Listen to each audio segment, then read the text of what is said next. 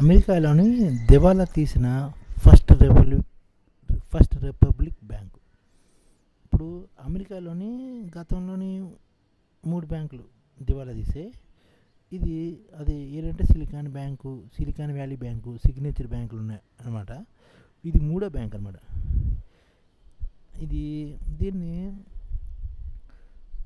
దీన్ని విక్రయించేందుకు federal deposit insurance corporation ఆసక్తి చూపిందన్నమాట.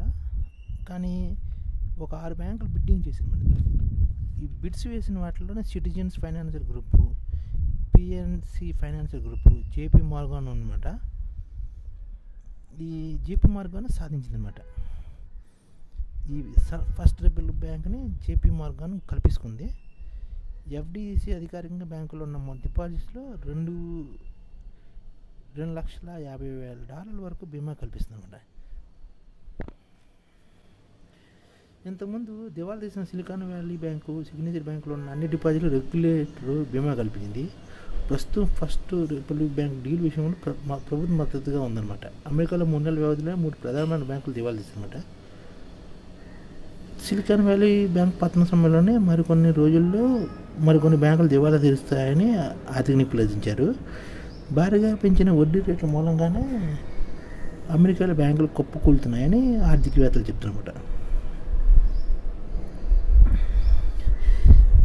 ఇప్పుడు ఈ ఫస్ట్ రిపబ్లిక్ బ్యాంక్ అనేది జేమ్స్ హర్బర్ట్ 1985లో స్థాపించారన్నమాట. 2007లో ఈ బ్యాంకును మెర్రిల్ లించ్ బ్యాంకు కొనుగోలు చేసిందన్నమాట. 2008లో వచ్చిన ఆర్థిక సంక్షోభంలో బ్యాంకును మెర్రిల్ లించ్ కూడా విక్రయించేసింది. ఫస్ట్ రిపబ్లిక్ బ్యాంకు 2010లో స్టాక్ మార్కెట్లో లిస్ట్ అయిందన్నమాట.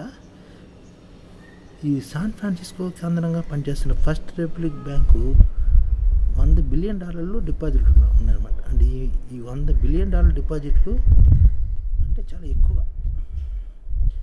బ్యాంక్ పరిస్థితి బాగోలేదని వార్తలు రావడంతో బ్యాంక్ షేర్లు బాగా పతనం అవుతున్నాయన్నమాట. 2021 నవంబర్లో బ్యాంక్ అత్యున్నతంగా $40 బిలియన్ విలువ చేరుకుందనమాట. 2021 ప్రస్తుతం ట్రేడింగ్ సమయానికి అంటే శుక్రవారం నాటికి అంటే 30 ఏప్రిల్ 2023కి బ్యాంకు విలువ $550 మిలియన్ పడిపోయింది అనమాట. ఇది పరిస్థితి. అంటే గతంలో $100 బిలియన్ డిపాజిట్లు ఉన్నది.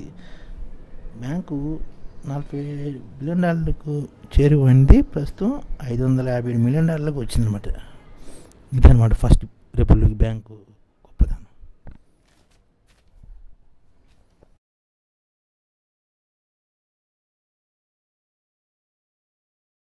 ఈ ఛానల్ ముఖ్య ఉద్దేశం ఏంటంటే మన తెలుగు రాష్ట్రాల్లో 1 కోటి మందికి సంఘటిత రంగాల్లో ఏ విధంగా ఉద్యోగాలు ఇవ్వవచ్చు, కనీస నెల జీతం 30,000 వరకు ఏ విధంగా ఇవ్వవచ్చు, ఏ విధంగా చేస్తే ఉద్యోగాలు సృష్టించబడతాయో వివరిస్తూ ఈ ఛానల్ వీడియోలు వస్తాయి.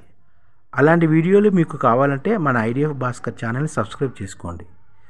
ఐడిఎఫ్ అంటే ఇండియన్ డెవలప్మెంట్ ఫోర్స్.